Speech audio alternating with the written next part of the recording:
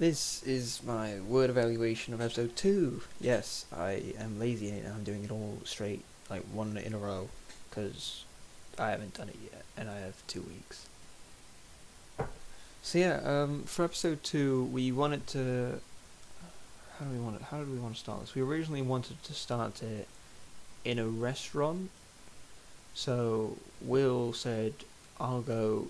Will said that he'd plan the location on where to go. He'd book a restaurant for us to use, but as we were reading through the script again, we realised they weren't going to be inside the restaurant. They were going to be actually walking away from it. So when we found out where Will booked the whole cafe near Tesco's for us to work in, it wasn't going to work. So we needed to walk away. We couldn't have the inside of it done.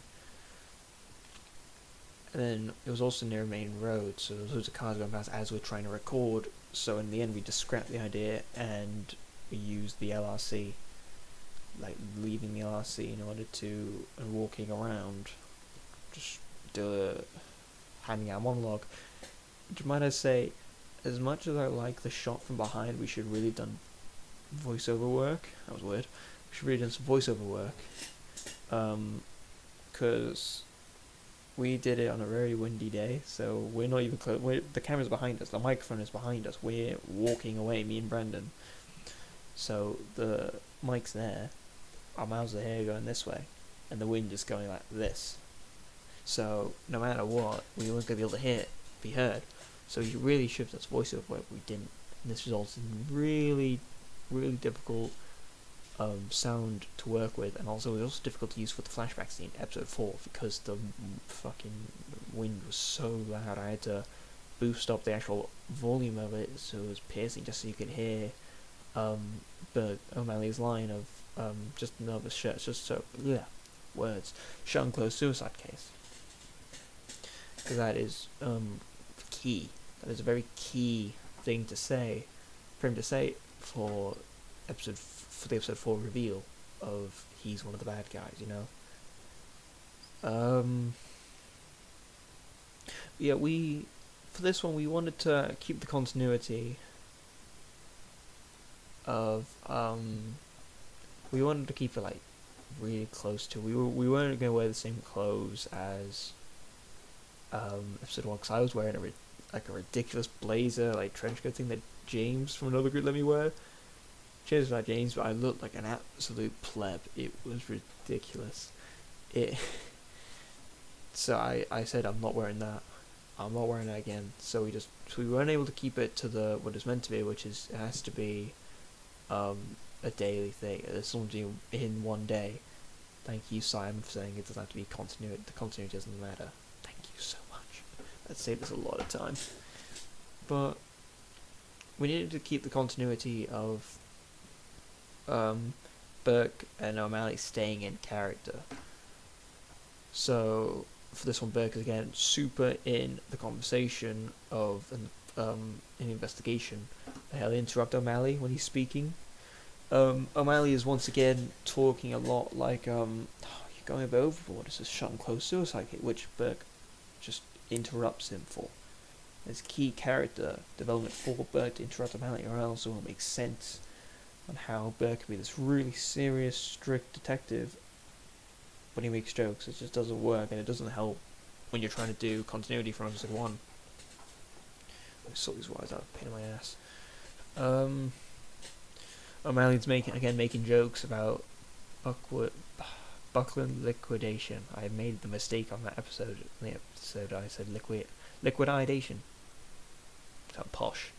O'Malley makes the rat's nest joke and all that, and then he complains about bullshit paperwork. That again is key for episode 4, and the flashback saying how he didn't want to do paperwork. It was just he's stuck behind the internet. He wants to be out there in the open field, which doesn't sound suspicious in episode 2, but when you think about it, and when you get the reveal in episode 4 of him being one of the bad guys, kind of kicks in this like oh wow, it was all from the start.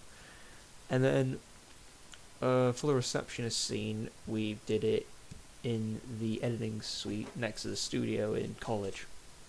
We did that, and then Jack was our receptionist. Yeah, we had him as a receptionist, and I made a huge mistake because as I'm looking around, and being in character, surveying the scene, as a spot where I just go right to the camera and just stare for like 2 seconds and I just go like that. So that was fun. And then we also needed Jack again because we needed to do a shot where me and Brandon both charge into Jamie Kent's office, which he pushes us back. But I don't know if you've ever seen Will. He is the weakest, flimsiest kid around, so his pushes were just... We wanted to proper fly back over the tables, because there was a set of tables behind us that we wanted to fly back over or hit against. So we had to have Jack come in and push us so that we were flying back and actually looked realistic. So that was fun. And then we can get onto the chase scene. Ooh, I think chase scene's probably been the most fun thing out of everything I've done in college so far. The chase scene, not the actual chasing, the editing. Editing the chasing was so much fun. It's weird how fun it was. I'm literally on a computer screen, putting clips together and putting music together and adding slow motion and doing all this. It was so much fun. I'm surprised by how decent it came out, because I've had no experience in editing. I don't know if you could tell by my shit attempts at all the other episodes. Episode 4, I actually hate how bad the flashback sequence was. I hated it. But my editing is shocking. But I was so pleased with how episode 2 came out. The chase scene in particular. Yes, I may have gone a little over and tried to be the fucking comedian as I always did. I might have put in the Roblox oof sound when I tackle Will later on the very end of the chase scene. But in fairness, it's not a very serious thing. I don't think it'll mark me down. I did the same in episode 4, if I'm completely honest. I put a little video clip of Brandon screaming that part in September. I won't recreate it, because then I'll just become way too cocky, and I'll just edit that and then put that at the end of this one, as if I actually edit these videos. The chase sequence. For the chase sequence, we needed to use the hallways and the stairs and the outside area of the college. The hallway was a decent shot. We got a really nice first-person scene of us running down the hallway. It might have gone a little too long though. We should have done a lot more camera angles. That was our fault.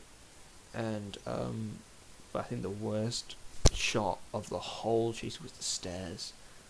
How can going downstairs be so difficult?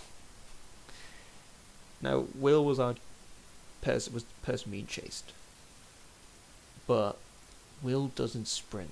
Will doesn't make it look realistic. So me and Brandon are proper chasing like this, and Will's running across camera like this. Not very realistic, and it's awful. I have to actually speed him up when it's just him running because it looks shit. Me and Brandon are proper chasing him. Will's just...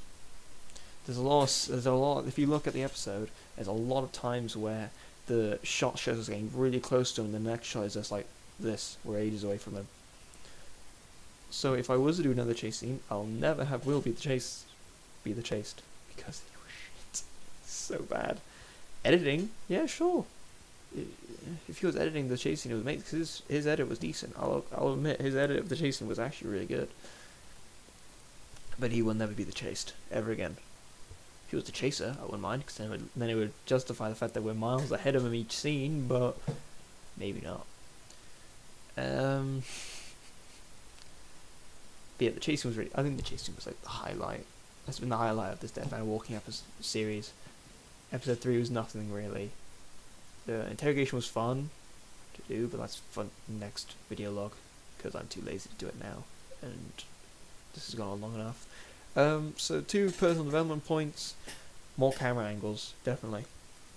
We didn't have enough. We did a lot on the second day we started recording, which was the outside part, but for the first part, running down the hallway and the stairs, not enough. It was not enough.